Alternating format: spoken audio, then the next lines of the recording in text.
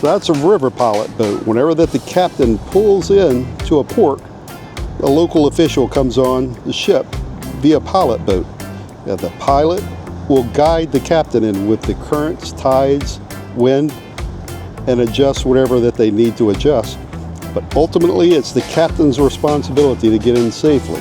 But this guide right here is also responsible for making sure that the captain doesn't destroy any infrastructure in the area, hit the pier or anything else like that.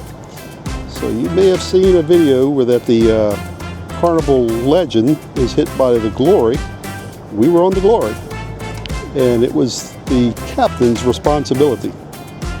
So the river pilot. This is the harbor from Montego Bay, and we have one little sailboat that's trying to block us from coming in. They've laid on the horns a good bit.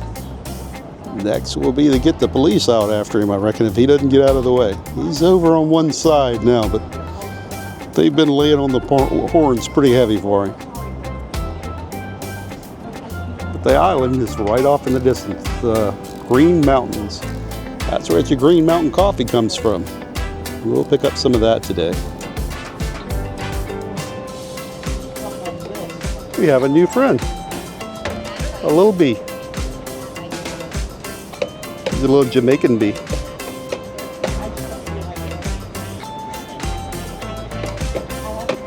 And we're slowly inching up next to the pier.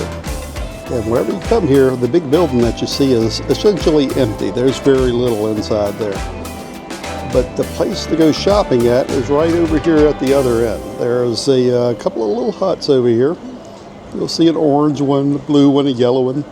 That's where the locals go out and sell their wares. A little bit of stuff along the side of it. Typically, there's also a band out here playing. And whenever that you go to leave, you take your change, your pocket change, and throw it off for the band. And they will round up all the pocket change. It's their tip for playing. And Montego Bay is one of those areas where it can get pretty dicey in some areas. So, as always, I'd suggest take a tour with the ship here. Unless you know the area very well, it's probably best to stick with the ship here. And that's exactly what we do. Today we're going out to see a church, St. James Church. And we're also going to visit a small school way up in the countryside, and dinner's included. So we'll have a full day today on this trip. So we won't be back until just as the ship leaves. So just before the ship leaves is when we'll be coming back. We're in the terminal at Montego Bay with all of our group. So all of this group, there's 9 of us total, all going out for the community gives back. And you see some of the backpacks that we're carrying. We're going to give those away. So we found the school kids and going to give them some supplies. So we'll tell you whenever we get there. Again, that's our whole group. So we're on the bus, but we're packed in like sardines. Everybody here. It's a packed house. And in her front, we have entertainment. They're waving us by. Montego Bay, Jamaica is the birthplace of reggae. This is where all of your reggae performers came from. Bob Marley and all the such as that. And this is where that they got their start, the Reggae Festival grounds. And as always, there's a big festival here every year. It's already passed whenever we cruise by. And they have all the legends out on the front in display. 1 week, so it's normally in the last week of July, and it runs over to August. Alright, as you're seeing here on the wall. Okay. This is downtown area. Ahead of us on our right, we're still on our right. We have the famous juicy patties. So here in Jamaica, these are one of our delicacies as well. You guys love it. It's like a meat pie. It's made with beef, sometimes beef and cheese. We have shrimp. We have chicken. Alright, and for vegetarians, we have a soya this is a statue of Samuel Sharp, or freedom fighter, preaching to his fellow let's say colleagues. Still on our right, we have the museum, which was once a courthouse. It was destroyed in a fire in the Montego Bay Rebellion. So it's no longer. Our first stop is to the historic St. James Church. This church was established back in the 1700s. So after a quick overview of the church by its managing proprietor, the first thing I could see was the huge pipe organ, and as you can see here, the steel drums. I would love to be in this church on a Sunday to hear the steel drums. And in a second, you'll see how many of them that they have. It's not just like a couple steel drums. It's a whole area of steel drums, the whole top deck. Looking from the top of the church, looking down, we're up in the loft where the steel drums are held. Here, there's not just one steel drum, but a whole choir of steel drums, all in the loft of the church. You see all of them around. And more choir in the other spot. Can't go up the spiral staircase, but this is a good view from up here.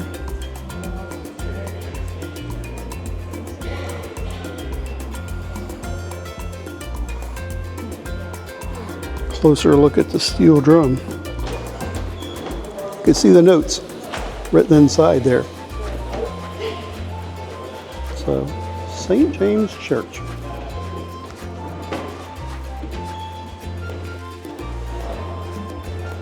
And this is the original organ, a pipe organ. They said it's still functioning and still in use. They play it on Sunday mornings at weddings and funerals. This, I think he said, was from the late 1700s. But I see where it was restored in the 1900s.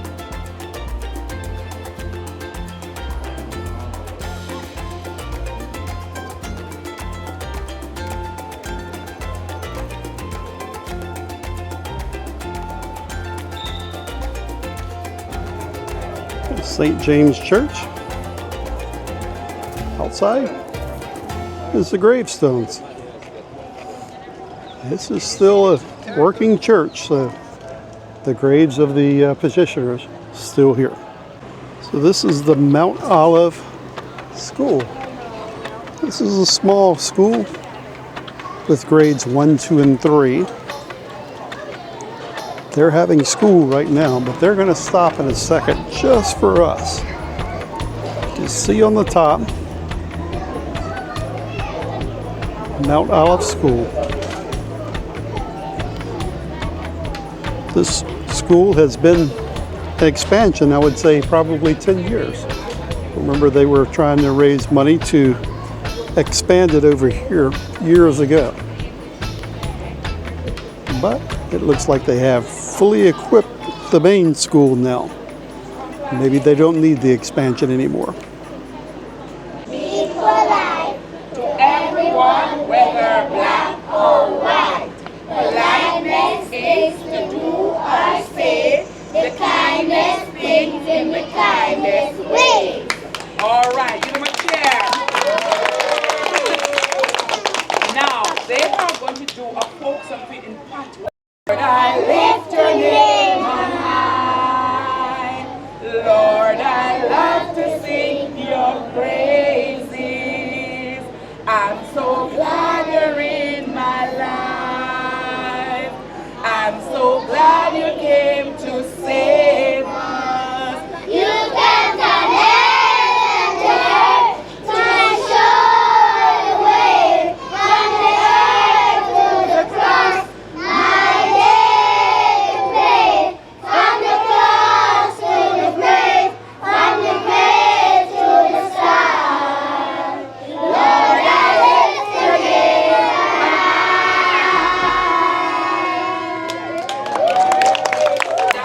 as we walk through the school, there's something you should know about this school.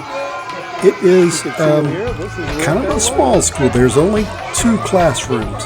But what they do to make the most out of their school is they switch out the kids at lunchtime. They cannot afford a lunchroom, so what they do is there's an early morning shift and a late shift. So that way the 3 classrooms have the kids switched out at lunchtime. That way they don't have to have a lunchroom. So that's what they do for getting the most out of their school. Also, we brought in a whole bunch of supplies for the kids. We brought colors, coloring books, things like that, and backpacks. And what we did was we just left the backpacks there. We didn't want to bring them home because some of these kids do not have backpacks. We got there one time at shift change when they were changing out the kids. And, well, a parent pulled up on a motorcycle and 3 kids got on. 1 kid in the front, 2 kids in the back. And that's how that they get to school, is their parents' transportation. But the kids were anxious to show us everything that they were working on. Today, number 5. And whenever that you go on this tour, remember that part of the money that you paid for this excursion goes directly to the teachers and the school. So that's how that they're keeping the school free. All these kids are going here free, and they get a good education, religious base, so that is always a good thing to know. And the kids were very courteous, even making sure that, well, you have to clean your hands before you leave the school. So a little bit of alcohol wipes goes a long ways for hand cleaning. Thank you. And that is our group at the back of the bus. Of course, we had a few at the front of the bus too. But our next stop is at the place we're going to eat dinner, up in the mountains. And when you go back home, you can tell all your friends that you are welcome to Jamaica. Invite you all in this land. From here to the next woman. Now the climate's so warm and sweet. Feel like heaven right at your feet. And you must always come to Jamaica. Up at the Grand Cayman. This is my sweet Jamaica. I'm in the land of sunshine and water. Always come to Jamaica. Up at the Grand Cayman. This is my sweet Jamaica. Completely closed. Our next stop was at a small farm up in the mountains. Here, whenever that we stopped, they showed us some of the fruits and berries and everything that they picked from here. The red that she was showing is the acai plant. So this is the acai berry that they make for food. Also, they show us a little bit about cocoa and coconuts and everything that they have. There's also little samples that they'll give us also. They had some sugar cane, some cocoa water, different little refreshments whenever we get out, just to show us what they have in the area. Guys, remember I told you that becomes our national dish. Alright? And then remember, acclimate the taste of whatever it's been cooked with. Alright?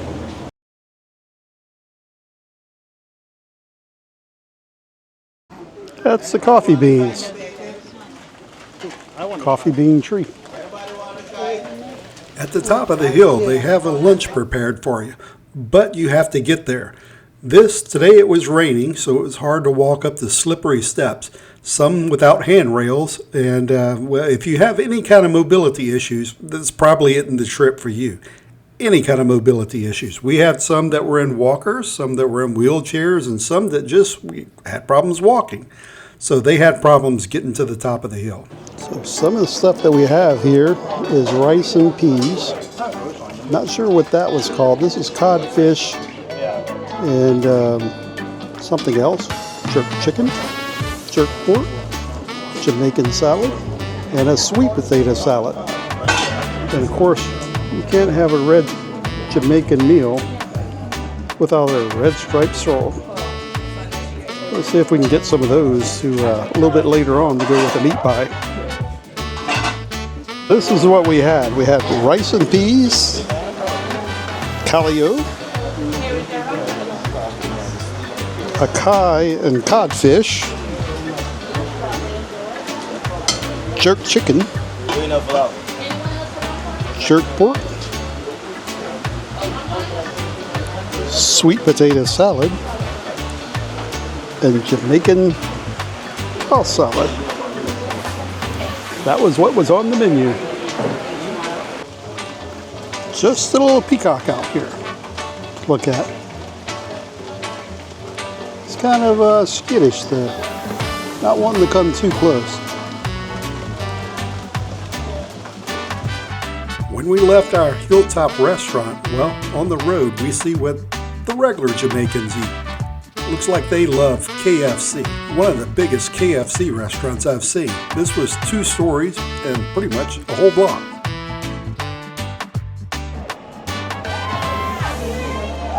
And we're having the pier runners coming back.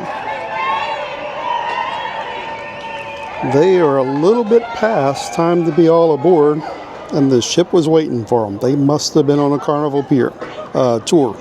And the guy in the orange shirt should be the last person. So he's keeping count. That's the last 3 off the last bus. So once they get on, they are picking up everything, and we will be sailing away from Jamaica. And the sun is setting on Jamaica. Final bit of it going down. He rode the car up there. And now it is below the mountains. Jamaica has a lot of activities to offer, but like I say, this can be a little sketchy here, so just be careful. And unless you've been here before, it's probably best to stay with the ship. That way you're sure to go on your trip and have fun. So like I said, we have no plans on coming back anytime soon, but you never know. If something pops up, we'll be back. And our port pilot is ready to pick up the pilot that's on board. This little boat is the one that we saw earlier today drop off a pilot. He's ready to pick him back up and bring him back to shore. So that little boat will be out here. If the waves are real big though, sometimes the ships won't go into port because they can't get the pilot out. So these little boats are pretty important. And as we sail away from Jamaica, it's dinner time. And tonight, well, there's a whole lot going on at dinner time. As you'll see in a second, son-in-law found the mother of all ducks. A huge duck he found. And he also found the bar along the way. So, the bar, ducks, everything is good tonight. And we had a whole lot of food to choose from. After all, we did have our lunch today on our trip. But nothing beats good old dining room food at night.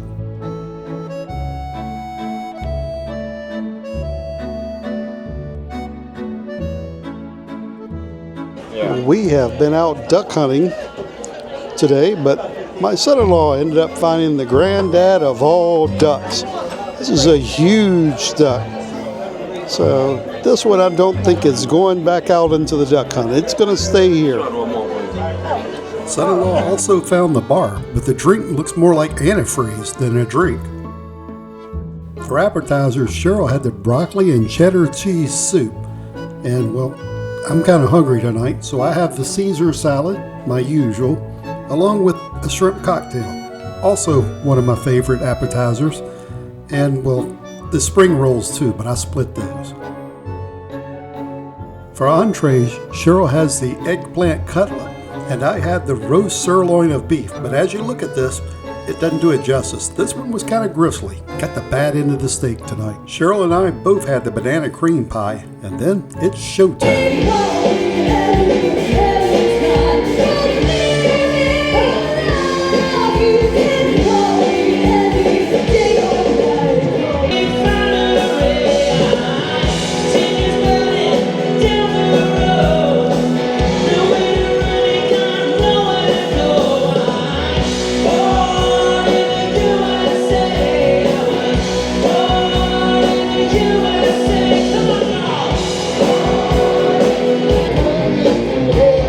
She's a